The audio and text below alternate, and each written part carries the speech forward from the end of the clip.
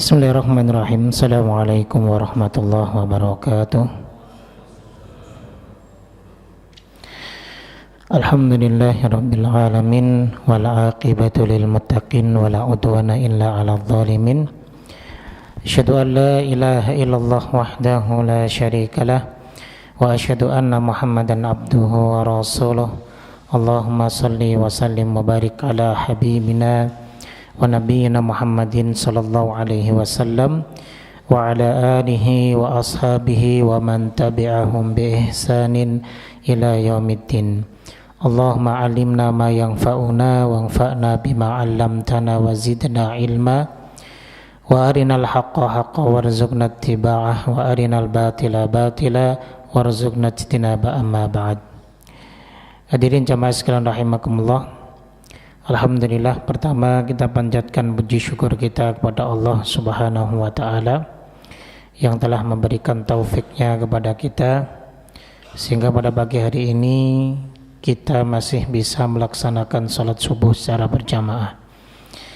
Kemudian yang kedua, salawat dan taslim tak lupa kita junjungkan kepada Nabi kita Muhammad sallallahu alaihi wasallam beserta para sahabat beliau dan orang-orang yang istiqamah menjalankan sunnah beliau. Jamaah rahimakumullah, kita masih meneruskan pembahasan kitab 35 amal pelebur dosa, di mana pembahasan kita yang terakhir adalah tentang amal yang ke-11 yaitu menyayangi binatang. Sehingga kita akan meneruskan di amal yang ke-12 yaitu taubat, ya. Tayyib. Jamaah rahimakumullah, apa sih itu taubat? Taubat itu adalah ar-ruju'u ilallah. Ketika keadaan kita jauh dari Allah, kemudian kita kembali kepada Allah Subhanahu wa taala dengan konsekuensi menjalankan perintahnya dan menjauhi larangannya, maka itu taubat, ya. Sehingga setiap hamba dikatakan taubat kalau dia telah jauh dari perintah dan larangan Allah Subhanahu wa taala. Makanya dalam buku ini diawali dengan firman Allah surat Al-Maidah ayat yang ke-39, "Faman taba min ba'di dzulmihi wa aslaha fa innallaha yatubu 'alaihi." Maka barang siapa bertaubat di antara pencuri-pencuri itu sesudah melakukan kejahatan itu, ya, dan memperbaiki diri, wa aslaha, ya, fa innallaha yatubu alaih, maka Allah Subhanahu wa taala akan menerima taubatnya. Innallaha ghafurur rahim, sesungguhnya Allah Subhanahu wa taala Maha Pengampun lagi Maha Penyayang. Nah, dalam ayat ini jamaah bahwa Allah menyebutkan mim ba'di dzulmi. Jadi ketika seseorang sudah jauh dari Allah, dia melakukan berbagai macam kemaksiatan seperti contohnya mencuri, berzina, minum khamar, menipu, menzalimi orang lain, dan perbuatan-perbuatan dosa yang lainnya, ya, maka dia kembali kepada Allah Subhanahu wa taala, bertaubat dari perbuatan kemaksiatannya. Kemudian wa aslaha, setelah itu dia memperbaiki dirinya dengan melakukan amal ketaatan kepada Allah Subhanahu wa taala. Maka dari situlah fa innallaha yatubu alaih, Allah akan menerima taubat seorang hamba tersebut. Jadi kalau kita lihat dari ayat ini bahwa orang yang bertaubat itu tidak hanya menyesali atas perbuatan dosa yang pernah ia lakukan saja, tapi orang yang bertaubat kepada Allah, dia harus memperbaiki diri, ya, menjaga amal solehnya agar jangan sampai dia kembali kepada perbuatan maksiatnya yang lalu. Makanya Nabi kita alaihi salatu wassalam dalam hadis yang diriwayatkan oleh Imam Ahmad, beliau bersabda, wa atbi'i sayyi'atal hasanata tamhuha, dan ikutilah perbuatan burukmu dengan perbuatan baikmu, niscaya hal itu akan dapat menghapus perbuatan burukmu. Jadi kesungguhan seseorang dalam bertaubat kepada Allah itu tidak hanya menyesali kesalahannya saja, tapi bagaimana dia mau untuk merubah dirinya, merubah dari yang buruk menjadi yang baik, merubah dari yang sesat, kemudian dia kembali kepada sunnah dan perintah Allah Subhanahu wa ta'ala. Maka inilah ciri orang yang benar-benar ingin bertaubat kepada Allah Subhanahu wa ta'ala. Nah, ayat ini jamaah sekalian rahimakumullah dalam surat Al-Maidah ayat 39 ini, di sini Allah Subhanahu wa ta'ala memperbincangkan terkait dosa pencuri. Namun ayat ini bisa dibawa kepada makna yang umum, karena al-ibratu bi'umumil lafzi la bi khususis sababi. Jadi hukum itu dengan keumuman lafaz, la bi khususis sababi, bukan dengan kekhususan sebab. Andaikan hukum itu dia dengan kekhususan sebab, bukan keumuman lafaz, maka tentunya banyak sekali ayat-ayat Al-Quran yang tidak relevan dengan keadaan kita sekarang, ya. Makanya al-ibratu bi'umumil lafzi la bi khususis sababi, ini dalam kaidah memahami Al-Quran secara kontekstual. Jadi begitu, ya. Tayyib, jamaah sekalian rahimakumullah, terkait dengan amal soleh, kenapa harus dikerjakan setelah seseorang melakukan perbuatan zalim? Ya, karena diantaranya adalah amal soleh ini berfungsi untuk menutupi dan menambal perbuatan dosa yang sebelumnya kita lakukan. Nah, amal soleh ini ada dua jenis. Ada amal soleh yang menghapus dosa tertentu, seperti contohnya kafarah, ya. Kafarah itu menghapus dosa-dosa tertentu. Seorang yang dia melakukan hubungan intim dengan istrinya di siang hari di bulan Ramadan, dia melakukan perbuatan dosa. Lalu kemudian dia keluarkan sedekahnya, baik itu dengan membebaskan budak atau dia melakukan amal solehnya, misalnya dia menutupnya dengan puasa 2 bulan berturut-turut atau 60 hari berturut-turut, atau dengan dia mengeluarkan sedekah secara umum, yaitu dengan memberikan makan 60 orang miskin, ya. Nah, berarti dengan penebusan kafarat ini, dan kafarat ini tentunya bagian dari amal soleh, maka dosa dia yang dia lakukan, melakukan hubungan suami istri di siang hari di bulan Ramadan, terhapus, ya. Jadi begitu, ya. Ini sebagai contoh, ya. Jadi ada kafarat, ada diat, maka itu adalah amal-amal soleh yang dapat menghapus dosa-dosa tertentu, begitu. Kemudian yang kedua, ada amal soleh yang menghapus dosa secara umum, ya. Tentunya ini adalah dosa-dosa kecil yang terhapuskan, ya. Diantaranya adalah poin-poin yang sedang kita bahas dalam kitab ini.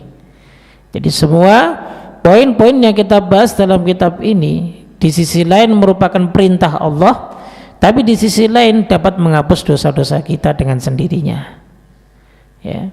Banyak contohnya dari awal, kan, kita membahas tentang memaafkan orang lain, kemudian berbuat baik kepada binatang, ya, dan yang lain sebagainya. Banyak sekali amal-amal soleh yang dimana di sisi lain itu perintah dari Allah, tapi di sisi lain ia dapat menggugurkan dosa-dosa kita. Jadi begitu. Tayyib. Jamaah sekalian rahimakumullah. Kemudian Allah Subhanahu wa taala berfirman dalam surat Al-Isra ayat yang ke-25. Di dalam kitab ini juga disebutkan beberapa ayat-ayat Al-Qur'anul Karim, ya.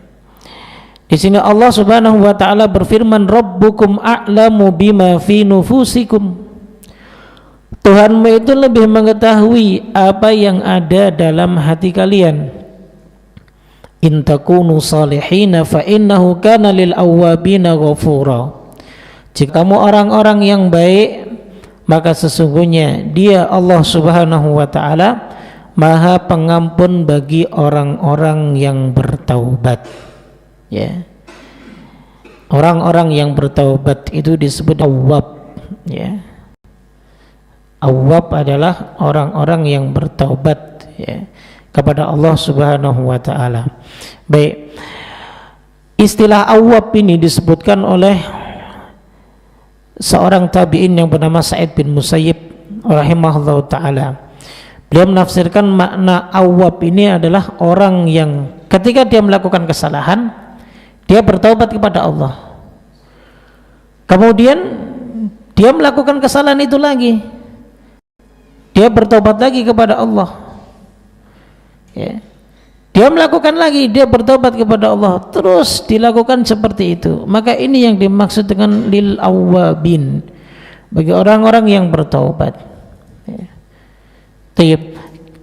Di antara salah satu sifat manusia, jemaah, ya, sifat manusia itu selalu mengulang kesalahannya, ya. Sifat manusia secara umum dia selalu mengulang kesalahannya. Makanya dikatakan oleh Nabi SAW, wa khairul khata'ina at-tawwabun, dan sebaik-baik orang yang selalu melakukan kesalahan, yaitu dia juga selalu bertaubat kepada Allah Subhanahu wa taala, ya. Lalu kemudian bagaimana dengan orang-orang seperti ini? Orang taubat kemudian kok ngulangi lagi, taubat ngulangi lagi, tobat ulangi lagi, terus hamba Allah itu melakukan pengulangan atas perbuatan dosanya tersebut. Apakah hari ini tidak mempengaruhi kemurkaan Allah Subhanahu wa taala, sehingga Allah Subhanahu wa taala tidak akan mengampuni dosa yang kesekian kalinya yang telah dia ulang? Ternyata tidak. Ya, Allah akan tetap mengampuni dosa-dosa kita selama ketika kita bermaksiat kepada Allah, kemudian kita bisa sadar kembali. Ini dijelaskan dalam hadis qudsi yang diriwayatkan oleh Imam Muslim dari Nabi sallallahu alaihi wasallam, fima yahkihi an rabbih, ketika beliau menceritakan dari Rabb beliau alaihi salatu wassalam. Beliau bersabda, adzna abdun, seorang hamba melakukan perbuatan dosa. Faqala, kemudian hamba yang melakukan dosa itu sadar bahwa itu adalah perbuatan dosa. Kemudian dia memohon ampun kepada Allah, Allahumma gfirli dzambi, ya Allah, ampunilah dosa-dosaku.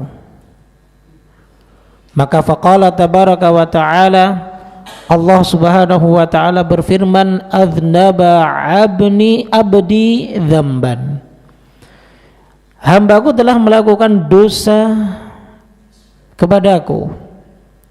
Fa'alima anna lahu rabban yaghfiru dzamba wa ya'khudhu bidzambi, dan dia mengetahui bahwa dia memiliki Rabb yang akan mengampuni dosanya dan juga bisa mengadab atas dosa-dosanya. Fuma'ad fa'adnaba, setelah Allah Subhanahu wa ta'ala mengampuni dosanya, di lain waktu dia kembali terjatuh kepada dosa itu lagi. Faqala, maka dikatakan, ai rabbi gfirli dzambi, orang itu kemudian sadar dan memohon kepada Allah agar supaya mengampuni dosa-dosanya lagi.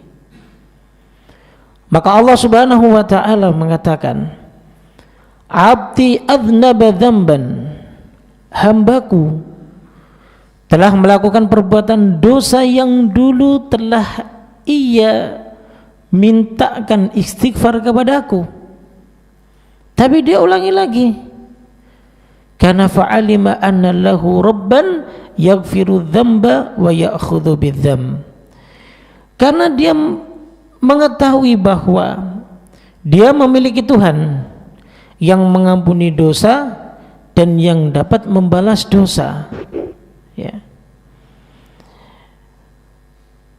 Kemudian thumma ada fa'adnaba, setelah Allah Subhanahu wa ta'ala ampuni dosanya, di lain waktu dia mengulangi dosanya lagi. Faqala, maka dia sadar dan dia memohon ampun lagi kepada Allah, ay rabbighfirli dzambi ya Rabb, ampuni dosa-dosaku.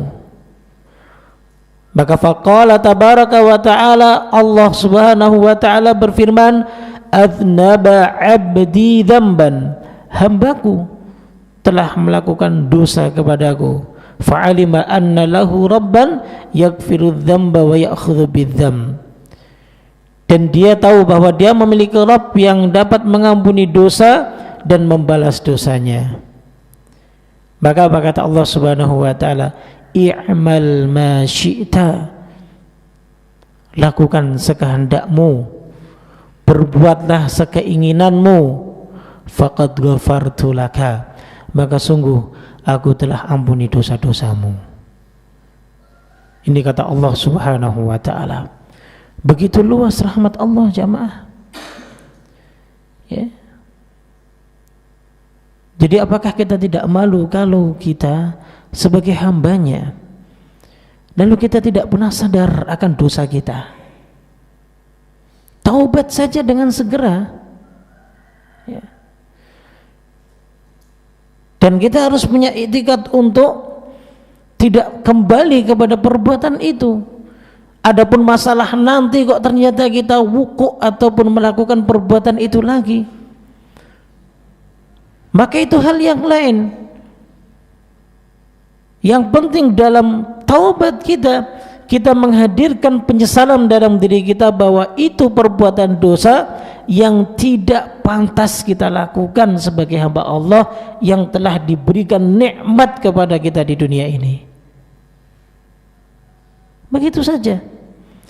Dan kita punya iktikad agar kita tidak kembali dan terjatuh kepada perbuatan itu lagi, meskipun mungkin nantinya kita melakukan itu, ya. Karena sekali lagi inilah satu sisi sifat manusia yang sering mengulang-ulang perbuatan dosanya kepada Allah, padahal dia telah beristighfar kepada Allah, memohon ampun atas perbuatan dosa yang telah dia lakukan. Tapi di sisi lain kita memiliki Rabb, kita punya Allah Subhanahu wa ta'ala dengan ampunan yang begitu luas. Makanya dalam hadits qudsi yang diriwayatkan oleh Imam Tirmidzi, Allah tabaraka wa ta'ala berfirman, ya ibadi, wahai hamba-hambaku, lau ataitani, jika kalian datang kepadaku dengan membawa dosa sebesar bumi ini, thumma laqitani, kemudian kau berjumpa denganku, la tusyrik bi syai'a, meskipun kau banyak dosanya, yang penting dalam hidupmu kau tidak pernah melakukan kesyirikan kepada Allah Subhanahu wa ta'ala, maka la ataituha biqurabiha magfiratan, aku akan datang kepadamu dengan membawa ampunan dari dosa-dosamu itu. Nah, ini firman Allah Subhanahu wa ta'ala. Artinya jangan menjadi hamba yang pesimis, ya. lakukanlah semaksimal mungkin apa yang bisa kita lakukan. Tangisilah dengan penyesalan yang mendalam atas dosa-dosa yang pernah kita perbuat, karena dari situlah Allah Subhanahu wa ta'ala akan membawakan rahmat dan ampunan kepada kita semua. Makanya dalam riwayat yang lain Allah Ta'ala berfirman, inna rahmati yaglubu adabi, sesungguhnya rahmatku itu akan aku dahulukan dari adabku. Jadi Allah akan selalu mendahulukan rahmatnya, akan mendahulukan ampunannya kepada kita semuanya. Sehingga sangat rugi sekali jika ada di antara kita jamaah yang masih belum sadar akan dosa-dosa yang telah kita lakukan. Jadi begitu, ya. Baik. Kemudian di sini Allah Subhanahu wa taala berfirman dalam surat Al-Furqan ayat 68 hingga 71. Dari ayat-ayat ini Allah Subhanahu wa taala menggambarkan tentang sifat-sifat ibadur rahman, sifat-sifat hamba-hamba Allah Subhanahu wa ta'ala. Di antaranya adalah walladzina la yad'una ma'allahi ilahan akhar wa la yaqtuluna an-nafsa allati harramallahu illa bil haqqi wa la yaznun. Di antara dosa besar yang terkadang dilakukan oleh hamba-hamba Allah apa? Mereka menyekutukan Allah. Nah, hamba-hamba Allah ibadur rahman adalah hamba-hamba yang tidak pernah menyekutukan Allah dengan sesuatu pun, meminta hanya kepada Allah, memohon pertolongan hanya kepada Allah, memohon rizki hanya kepada Allah, berdoa ditujukan hanya kepada Allah Subhanahu wa ta'ala. Itu sifat ibadur rahman.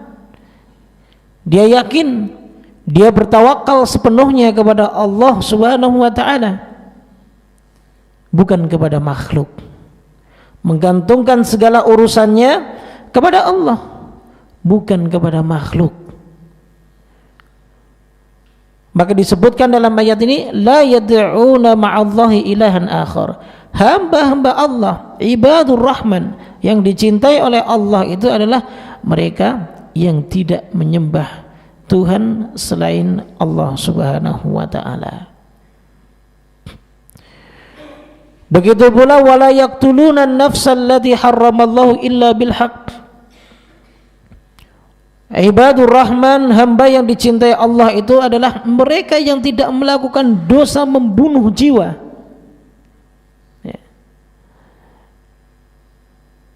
Tidak pernah melakukan dosa membunuh jiwa, hatta mengatasnamakan agama, mengatasnamakan jihad, tapi yang dibunuh sasarannya tidak tepat dan keadaannya pun tidak tepat. Nah, ini kesalahan, ya, karena dangkalnya ilmunya, sehingga justru malah yang menjadi korbannya adalah sama-sama orang-orang muslim. Hati-hati jamaah, ya. Jangan sampai kita membunuh jiwa yang diharamkan oleh Allah Subhanahu wa ta'ala kecuali atas dasar kebenaran. Makanya kata Nabi sallallahu alaihi wasallam, la yahillu damu imri'in muslim hatta yashhadu an la ilaha illallah wa anni muhammadan wa anni rasulullah illa bi ihda thalath. Jadi darahnya seorang muslim itu tidak halal ketika dia telah mengucapkan kalimat syahadat la ilaha illallah Muhammad Rasulullah, kecuali karena tiga hal. Di antaranya apa? Ats-tsayyibuz zani, seorang yang sudah pernah menikah kemudian dia berzina. Maka hadnya ataupun hukumnya di dunia, jika ditegakkan hukum Islam, maka dia dirajam hingga meninggal. Ya. Kemudian yang kedua adalah apa? Membunuh jiwa, yaitu dia membunuh orang lain. Sehingga dalam hukum Islam orang yang membunuh jiwa maka ada kisos, yaitu dibunuh juga.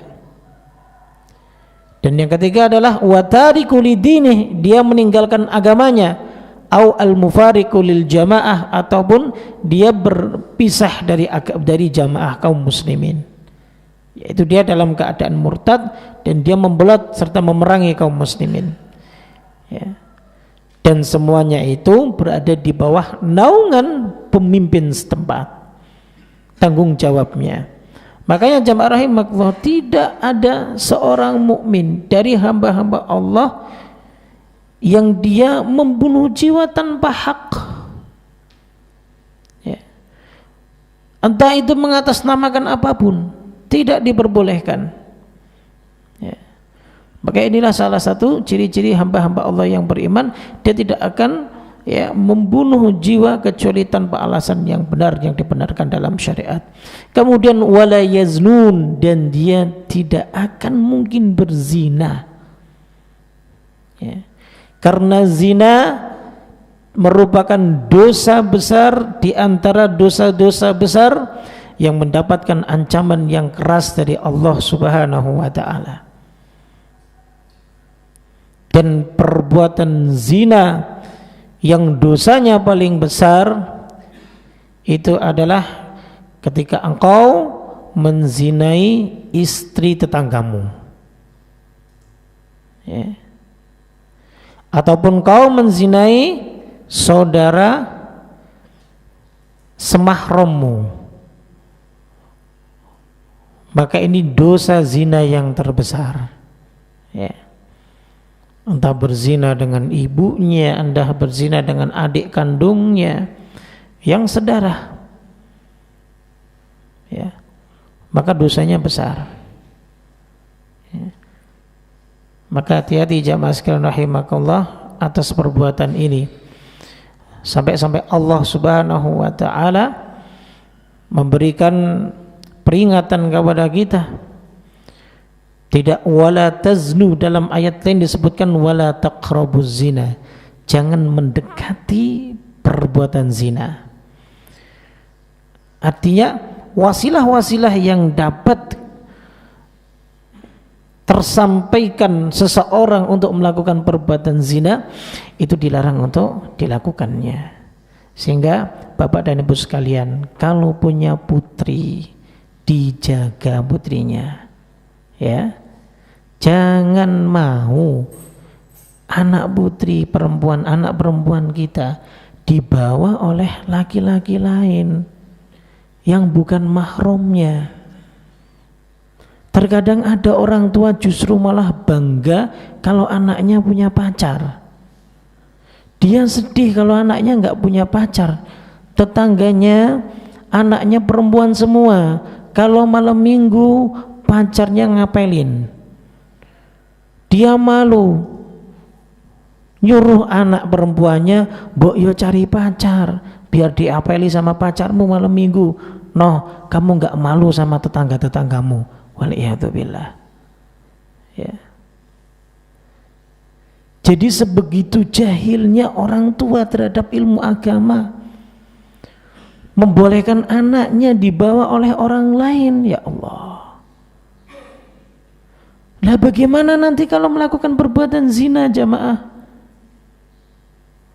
Kita pun menanggung dosa anak kita. Kalau kita membolehkan mereka berjalan, berhubungan dengan lawan jenisnya yang bukan mahramnya, dan kita pun akan masuk ke dalam golongan dayyuth, seorang kepala rumah tangga yang membiarkan keluarganya melakukan perbuatan dosa. Rasulullah sallallahu alaihi wasallam pernah bersabda dalam hadis yang sahih, "Thalathun la yukallimuhumullahu yaumal qiyamah." Ada 3 golongan yang Allah tidak akan ajak bicara ia pada hari kiamat. Wala yanzuru ilaihim, bahkan Allah pun tidak akan melirik orang ini. Wala yuzakkihim, dan Allah pun tidak akan mensucikan dosanya. Walahum adzabun alim, dan Allah akan menimpakan azab yang pedih pada dirinya. Subhanallah. Komplit jemaah. Ya. Yang pertama adalah apa? Al-musbil, orang yang isbal. Ya. Kemudian yang pertama adalah, ini riwayat lain. Yang pertama adalah al-uququ liwalidayhi, yaitu seorang anak yang berbuat durhaka kepada orang tuanya. Hati-hati. Ya, sebelum mereka meninggal, maka mintalah maaf kepada kedua orang tua kita. Jaga mereka, rawat mereka. Mungkin ada ucapan ataupun perbuatan yang menjadikan kedua orang tua kita sakit hati, kita nggak tahu, tapi minta maaflah kepada kedua orang tua kita. Jangan sampai nanti pada hari kiamat kita dicuekin Allah. Itu pertama. Kemudian yang kedua apa? Al-mar'atu al-mutasyabbihatu birrijal, wanita yang menyerupai laki-laki, ataupun sebaliknya, laki-laki yang menyerupai wanita. Sekarang sudah tidak menyerupai lagi. Yang wanita dibikin menjadi laki-laki. 10 bulan menikah, nggak ketahuan kalau dia itu wanita. Ya. Lu istrinya kemana selama ini? Jadi ternyata wanita menikah dengan wanita, dan dia merubah dirinya menjadi laki-laki. Waliyadzubillah. Selama 10 bulan tidak diketahui. Luar biasa. Ya.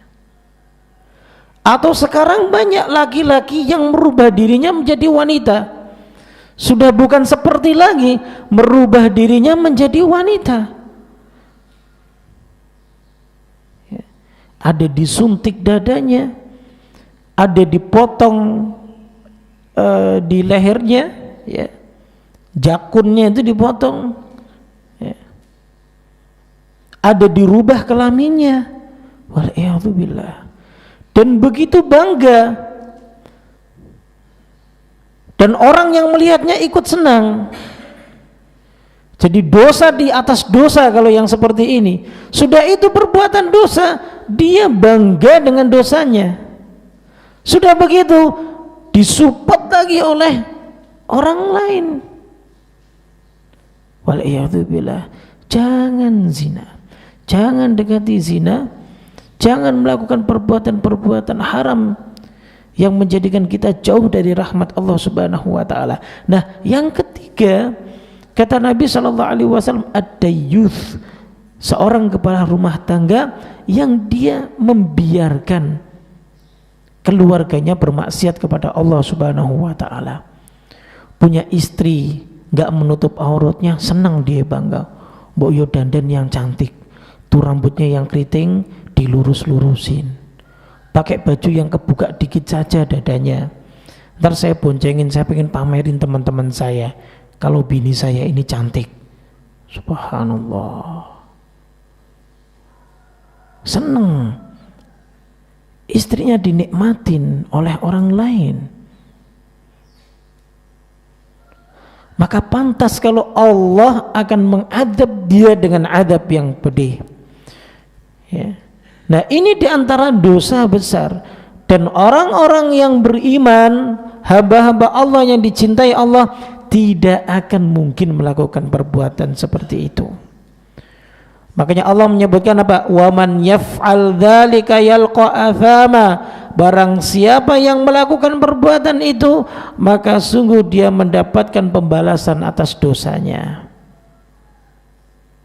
Tidak hanya itu, yudha'af lahul 'adzabu yaumal qiyamah. Jadi azabnya bisa dilipat gandakan oleh Allah Subhanahu wa taala pada hari kiamat, jemaah.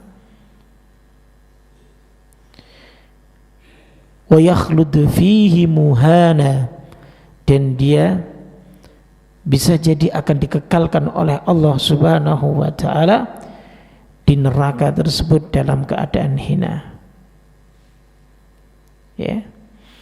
Dan ini peringatan dari Allah, ya, terkait dengan dosa-dosa besar yang disebutkan dalam ayat ini. Dan hamba-hamba Allah tidak akan mungkin melakukan perbuatan dosa-dosa ini. Nah, mungkin bagi kaum muslimin yang pernah melakukan perbuatan dosa ini, maka hendaklah ia bertaubat kepada Allah sebelum dia diwafatkan oleh Allah Subhanahu wa taala. Makanya Allah mengecualikan illa man taba wa amana wa amila salihah, kecuali bagi mereka-mereka yang bertaubat kepada Allah, wa amana dan beriman kepada Allah, wa amila salihan dan dia mau beramal saleh. Jadi tanda keseriusan taubatnya itu tidak hanya dia menyesali perbuatan yang pernah dia lakukan, tapi dia harus memperbaiki diri. Ya. Itu yang namanya orang bertaubat, jamaah. Orang taubat itu bagaikan dia hijrah dari keburukan kepada kebaikan. Dengan kata Syekh Muhammad bin Shalih Al-Utsaimin rahimahullahu taala, bahwa di antara kemurnian hijrahnya seorang hamba itu, dia tidak akan mungkin kembali kepada keadaannya yang sebelumnya. Syekh Muhammad bin Shalih Al-Utsaimin mengambil satu peristiwa ketika Rasulullah SAW telah meninggalkan Mekah. Mekah ini tempat kelahiran beliau, Pak. Ya. Saya yakin dari bapak-bapak sekalian dan ibu-ibu sekalian, ya, kita semua itu pasti kangen dengan tempat kelahiran kita. Kalau kita orang-orang perantauan, pengennya sih di kampung, Ustaz. Kalau ada aja yang transferin setiap bulan 10 juta. Ya. Enak di kampung. Jakarta udah pusing, pakai mobil nggak enak, pakai motor juga lebih nggak enak. Ya. Semua serba mahal. Satu dengan yang lainnya, kalau sudah nggak punya iman, nggak pernah tegur sapa. Ada orang teriak-teriak minta tolong, dibiarkan saja. Ini Jakarta. Ya. Pengennya pulang kampung, Ustaz, kalau ada ongkosnya. Jadi berbagai macam keluhan yang dikeluhkan oleh para perantau. Pengennya tentunya kalau bisa pulang kampung, bisa enak, bisa tenang di kampung, kita akan ke kampung saja. Ya cuma di kampung kita nggak tahu mau ngapain. Kita masih punya tanggungan, anak istri kita. Ya. Nah, itu pasti di antara kita punya harapan yang demikian. Ya. Nah, Rasulullah SAW ketika beliau sudah hijrah meninggalkan tempat kelahiran beliau sejak kecil hingga umur 40 tahun sampai ditambah dengan dakwah beliau 13 tahun di Mekah, 53 tahun jamaah beliau di tempat kelahiran beliau. Lalu kemudian Allah perintahkan beliau untuk ke Madinah. Beberapa saat di Madinah selama 8 tahun lamanya, Allah berikan karunia kepada beliau merebut kembali wilayah di mana beliau tinggal dan beliau dibesarkan. Yang sebelumnya dalam tanda kutip beliau terusir dari wilayah tersebut. Dakwah beliau dikecam. Bahkan beliau dimusuhi, hampir dibunuh. Ketika Allah telah memberikan nikmat dan karunia bisa merebut kembali dan bahkan menguasai tempat kelahiran beliau, Mekah Mukarramah, lalu terjadilah satu peristiwa di mana para sahabat kaum Ansor merasa sedih. Tentunya Rasulullah SAW gak akan kembali bersama kita ke Madinah. Tapi di luar dugaan jamaah, justru Rasulullah akan kembali bersama orang-orang Ansor dan meninggalkan tempat kelahiran beliau. Kenapa? Karena disinilah kata Syekh Muhammad bin Shalih Al-Utsaimin rahimahullah ta'ala, seseorang kalau sudah hijrah dari tempat yang dulu pernah dia berada di tempat tersebut, maka tentunya niat hijrahnya tidak akan mengembalikannya pada keadaan yang semula. Nah, itulah taubat. Harusnya seorang hamba ketika sudah bertaubat kepada Allah Subhanahu wa ta'ala, maka dia tentunya tidak akan kembali kepada kubangan kemaksiatan yang pernah dia lakukan. Ayat ini jamaah rahimakumullah turun kepada para sahabat yang dimana sebelumnya mereka melakukan perbuatan yang persis disebutkan oleh Allah dalam ayat ini. Kemudian mereka datang kepada Rasulullah SAW, ya Rasulullah, andaikan kami ini masuk Islam, ya Muhammad, andaikan kami masuk Islam, apakah sekiranya dosa-dosa yang dulu pernah kami lakukan itu akan diampuni oleh Allah Subhanahu wa ta'ala? Di antaranya adalah sahabat Amr bin As radhiyallahu ta'ala anhu. Ya. Ini sahabat Amr bin As ini keislamannya agak lama. Dia benar-benar berpikir dalam atas nanti sikapnya ketika dia ikut bersama Rasulullah SAW, keputusannya itu akan memberikan manfaat bagi dia atau tidak gitu. Makanya dia datang kepada Nabi SAW, ya Muhammad, kalau saya masuk Islam apa yang saya dapat begitu? Ya, karena mereka khawatir ada ayat yang berbicara tentang dosa-dosa yang pernah mereka lakukan semasa mereka jahiliyah. Makanya para sahabat datang kepada Rasulullah, maka jawaban Rasulullah SAW, al-Islamu yahdimu ma qablah. Islam akan menghapus perbuatan-perbuatan yang sebelumnya dilakukan oleh orang yang ingin masuk Islam tersebut. Ya. Nah, dari situlah jamaah sekalian rahimakumullah, ya, saat itu banyak sekali mereka berbondong-bondong masuk Islam. Ketika Nabi SAW menjelaskan demikian, yang jelas adalah sebagai hamba Allah, mungkin sekali lagi kita pernah melakukan dosa, pasti kita melakukan dosa. Gak ada manusia itu yang terbebas dari dosa. Ya, apalagi sekarang zamannya dimana sangat dimudahkan sekali berbagai macam akses, sehingga dosa itu bisa dikerjakan oleh hamba Allah meskipun dalam keadaan sembunyi-sembunyi, dalam keadaan sendirian. Di dalam kamarnya sendiri pun dia bisa berbuat dosa. Ya.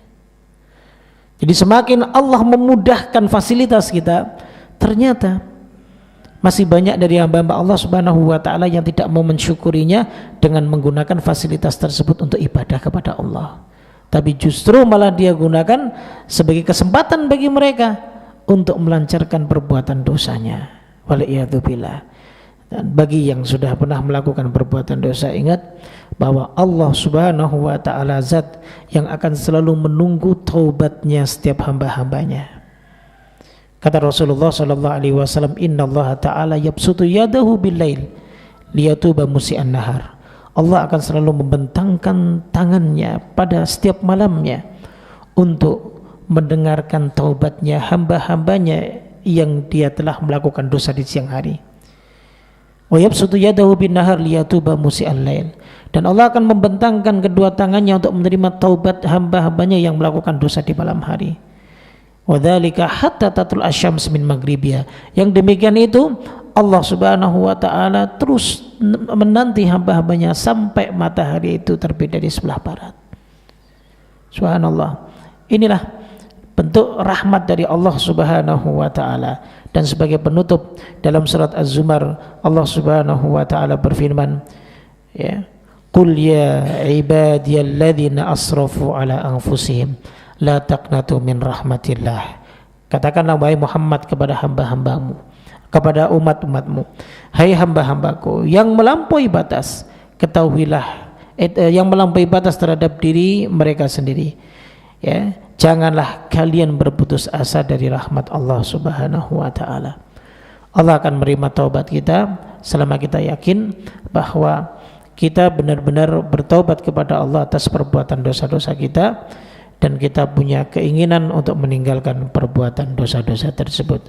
Nah, disinilah dosa kita diampuni oleh Allah, dosa kita akan dihapus oleh Allah Subhanahu wa taala dengan kita bertaubat kepadanya. Wallahu taala a'lam bissawab. Mungkin ini yang bisa kami sampaikan di amalan yang ke-12. Mudah-mudahan bermanfaat dan kita lanjutkan pada pertemuan berikutnya. Baik, sebelum kita tutup, ada yang dipertanyakan silahkan. Waalaikumsalam warahmatullahi wabarakatuh. Perbuatan dosa jaraknya itu bukan bulan atau tahun, mungkin jam atau bahkan menit melakukan dosa, lalu kita bertobat beristighfar. Atau kita melakukan dosa, kita tahu nanti juga Allah akan mengampuni. Apakah kita tidak termasuk mempermainkan taubat? Terus yang kedua, jika seseorang divonis hukuman mati lalu dia bertobat, bagaimana dengan tobatnya, Ustaz? Jazakallahu khairan. Baik. Pertama, terkait dengan perbuatan dosa yang dia lakukan. Ada orang terkadang bertaubat ataupun memohon ampun kepada Allah, melakukan perbuatan dosa, lalu kemudian dia bertaubat kepada Allah Subhanahu wa taala. Dan ada pula orang yang melakukan perbuatan dosa lalu kemudian dalam hatinya nggak apa-apalah berdosa, begitu ya, kan nanti Allah akan tinggal taubat saja, Allah juga ampuni dosa kita. Baik, perbedaan keadaan orang yang bertaubat itu adalah diantaranya bahwa dia menyesali perbuatan dosa itu dan dia punya etikat untuk tidak melakukannya lagi. Nah, kalau mereka orang-orang yang justru malah dalam perbuatan dosanya kemudian dia menyatakan bahwa nggak apa-apa dosa, berbuat dosa, yang penting nanti kan saya bertobat kepada Allah. Orang-orang yang seperti ini berarti meremehkan Allah, ya. Nah, hati-hati, andaikan dosa yang dia lakukan adalah dosa-dosa kecil, itu bisa menjadi besar, ya. Di mata Allah akan menjadi besar, sebab karena apa? Karena dia telah meremehkan Allah. Maka ada seorang ulama salafus saleh mengatakan bahwa jangan melihat dosa yang kamu kerjakan, tapi lihatlah kepada siapa kamu berbuat dosa. Jadi bukan dosanya yang kita lihat, tapi kepada siapa kita berbuat dosa, yaitu kepada Allah. Dan itu tidak pantas kita lakukan bagi mereka hamba-hamba Allah yang sadar. Sehingga andaikan ada orang yang dia melakukan dosa kemudian dia meremehkan, nggak apa-apa lah, ya, nanti kan bisa taubat kepada Allah Subhanahu wa taala, ya. Setelah dia berdosa kemudian dia bertobat, misal dia zina, habis zina kemudian dia bertobat, ataupun dia mau zina, ya, sudah dinasihatin temannya, udah tinggalkan perbuatanmu, kemudian dalam hatinya nggak apa-apa lah, ntar habis zina nih mau taubat, misal begitu. Nah, berarti dia bisa mendapatkan dosa yang lebih daripada itu, ya. Makanya dalam ayat tadi di dalam surat Al-Furqan itu kan disebutkan yudha'af lahul adzab. Bisa jadi azab dia itu akan dilipat gandakan tergantung dengan keadaan dia ketika dia sedang melakukan perbuatan dosa tersebut, ya. Hati-hati jamaah dengan dosa, ya. Jadi keadaan orang-orang yang dia melakukan dosa kemudian azab Allah Subhanahu wa taala akan menimpa pada dia, bisa dilipat gandakan azab tersebut. Pertama, karena dia meremehkan dosa itu. Yang seharusnya dia diazab, ya, mungkin dengan azab yang tidak terlalu besar, tapi karena sebab dia meremehkannya, Allah akan menimpakan azab yang lebih bagi dirinya, ya. Jadi hati-hati, ya. Kemudian yang kedua, dosa yang dilakukan seorang hamba ketika dia dalam keadaan lagi tertimpa musibah. Hati-hati. Ketika ada seseorang yang tertimpa musibah justru tidak kembali kepada Allah, dia malah melakukan dosa. Ya contohnya ketika kita mendapatkan musibah ujian kemarin corona kan, harusnya itu menjadi muhasabah bagi kita. Begitu lama musibah tersebut menimpa di negeri kita ini khususnya dan umumnya ya di dunia ini, kita bisa muhasabah. Tapi ada sebagian dari hamba-hamba Allah justru menjadikan itu sebagai kesempatan bagi dirinya untuk berbuat dosa. Makanya ada perkataan seorang ulama salafus saleh, innal halakah kullal halakah. Jadi kebinasaan di atas kebinasaan. Kenapa? Ketika ada seseorang yang dia sedang mendapatkan musibah, namun justru dia malah berbuat dosa kepada Allah Subhanahu wa taala. Ya. Jadi begitu ya. Jadi hati-hati. Nah, yang dimaksud dengan hadis qudsi tadi adalah seorang hamba itu memang benar-benar mengakui kesalahannya, mengakui perbuatan yang telah dia lakukan itu salah, dan dia sudah punya itikad untuk tidak melakukan lagi. Tapi sekali lagi, ada satu sisi dari sifat manusia yang terkadang lupa, ya kan?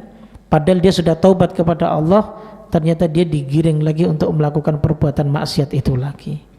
Dan selama dia bertaubat kepada Allah Subhanahu wa taala, maka tentunya Allah Subhanahu wa taala akan tetap menerima taubatnya seorang hamba itu selama dia tidak meremehkan perbuatan dosanya kepada Allah.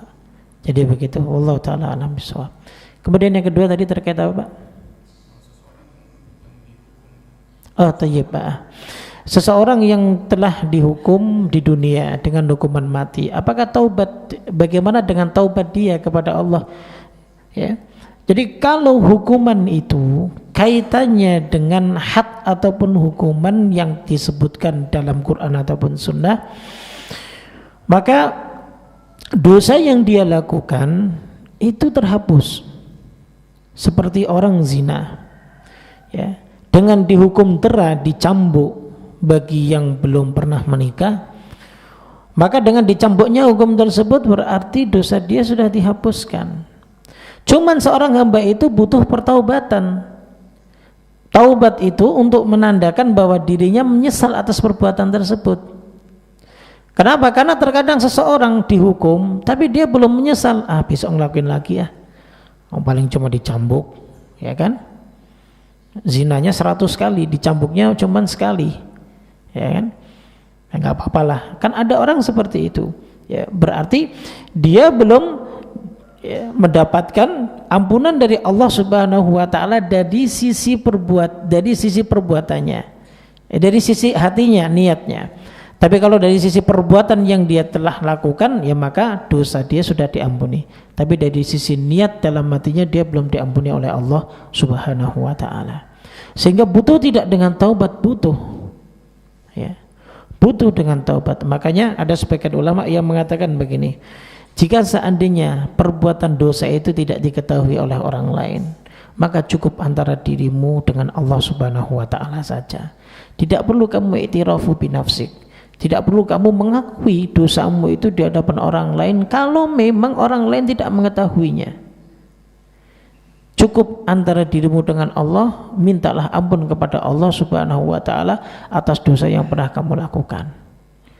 Ya, adapun nanti Allah mengampuni dosanya ataupun tidak, yaitu kembali kepada Allah Subhanahu wa taala. Tapi yakinlah pasti Allah akan mengampuni dosa kita. Nah, adapun jika ada hubungannya dengan menzalimi orang lain. Jadi begini Pak, sebagai contoh saja, karena kita tadi berbicara tentang zina ya. Baik. Zina kita dengan wanita yang, maaf dalam tanda kutip, memang dia penjual jasa. Dengan zina, menzinai istri orang lain. Artinya ketika kita berzina, sama-sama berzina dengan perempuan kan. Tapi yang satu tidak ada sangkut pautnya dengan menzalimi orang lain. Karena memang dia jasa. Ya kan? Kalau bahasa kita dia rela, tapi itu perbuatan zina. Haram hukumnya. Ya. Jadi sehingga segeralah bertaubat kepada Allah Subhanahu wa taala. Mudah-mudahan Allah mengampuni dosa kita. Kemudian ada zina yang ada sangkut pautnya dengan mendolimi orang lain. Misal tadi saya contohkan, menzinai istri orang, berarti ini ada sangkut pautnya dengan suaminya. Maka hati-hati ya, kezaliman ini akan dibawa nanti pada hari kiamat kalau tidak dihalalkan. Nah, yang berat adalah minta penghalalan suaminya. Saya telah zina dengan istrimu, tolong dimaafkan ya. Kira-kira gimana, Pak? Ya. Suaminya kira-kira gimana? Waduh, ternyata selama ini kan begitu. Makanya dosa zina terberat itu ketika kita menzinai istri tetangga kita ataupun sahabat kita. Ya, hati-hati dengan itu. Sehingga sekali lagi proteksi diri kita, ya, dengan apa? Menjauhkan dari hal-hal yang dapat tersampaikan kepada perbuatan tersebut. Islam telah mengajarkan itu semua kok, Pak. Jadi begitu, jangan bermudah-mudahan dengan wanita. Artinya jangan bermudah-mudahan, ya jangan terlalu vulgar dengan perempuan wanita yang bukan mahram kita, apalagi dia sudah memiliki suami. Jadi begitu ya, wallahu taala alam bishawab. Baik, kemudian pertanyaan tulisan di sini. Kami sangat sulit sekali mendidik anak-anak. Mereka sangat sulit untuk diajak dalam ketaatan. Berbagai cara hingga kekerasan pun sudah kami lakukan. Subhanallah. Sebagai orang tua kami sudah berusaha mendidik dari kecil dengan maksimal dan mengenalkan sunnah. Apakah ini termasuk azab di dunia atas dosa-dosa kami, ataukah bisa jadi sebagai penggugur dosa? Apakah perbuatan mereka bisa menyeret orang tua ke neraka? Bagaimana dan amalan doa apa agar saya bisa bersabar mendidik anak? Baik. Pertama, tentang masalah kenakalan anak.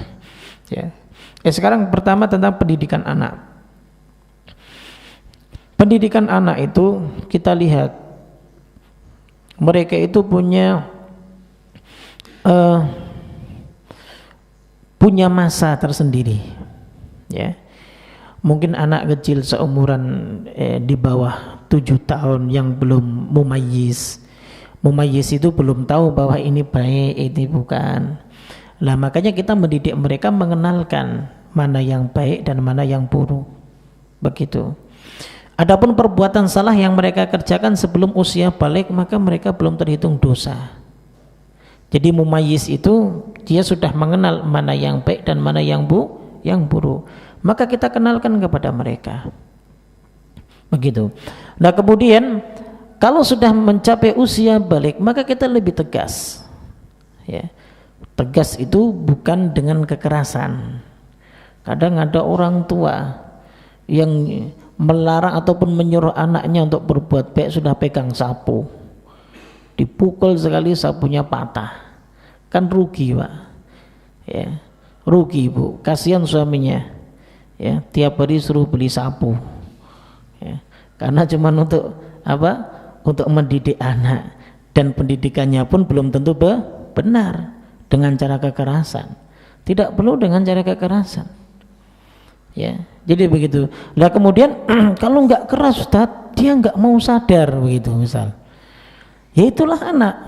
Ya, kalau sudah berusia balik, nah, kita sudah menasihati dia, memberi masukan kepada dia.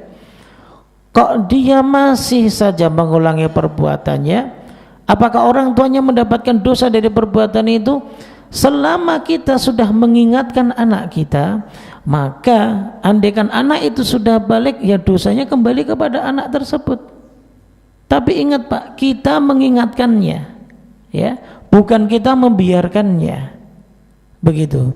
Begini Pak, ketika kita mengingatkan orang lain saat dia melakukan perbuatan dosa, itu bagian dari kita menunaikan hak saudara kita sesama muslim, apalagi dengan keluarga kita yang dekat.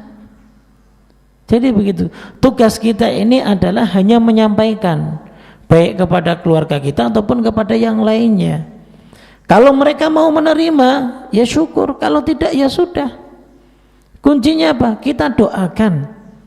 Ya, senjata yang terakhir yang kita lakukan adalah doakan agar supaya anak kita bisa berubah.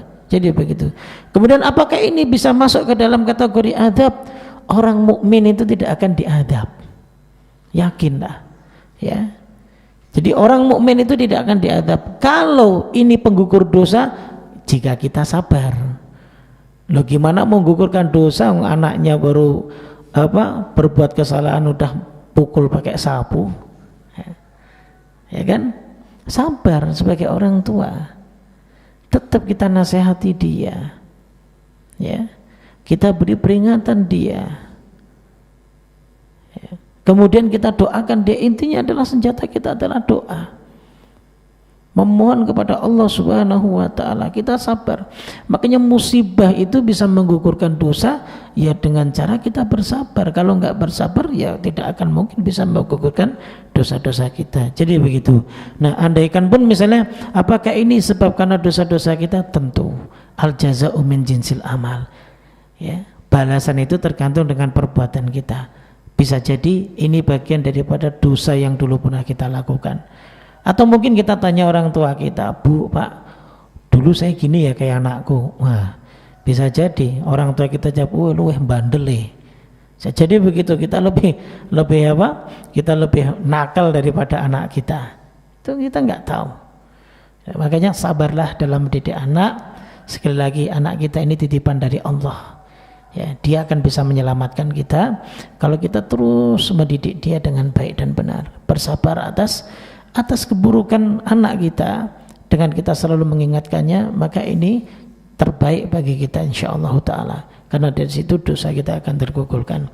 Kemudian bagaimana dan amalan apa agar kita bisa bersabar untuk mendidik anak kita? Ya selalu memohon kepada Allah agar selalu dilapangkan hati kita, ya. Kalau amalannya, kerjakan amalan-amalan yang sunnah. Daripada ngomel-ngomel terus, zikir saja kepada Allah, kan gitu. Makanya kalau ada kisahnya Syekh Sudes kan, hafizahullah ta'ala, kenapa beliau bisa jadi imam di Masjidil Haram kan begitu, karena orang tuanya kalau dia nakal, apalagi anak Arab, Pak. Anak Arab itu kalau sudah nakal, subhanallah, 2 kali dari anak-anak ahwal biasa kayak kita. Saya tinggal di lingkungan banyak orang-orang Arabnya. Tuh anak-anak Arab kalau diajarin ngaji, bapaknya nyuruh, Ustaz, tuh pukul aja pakai sapu, begitu.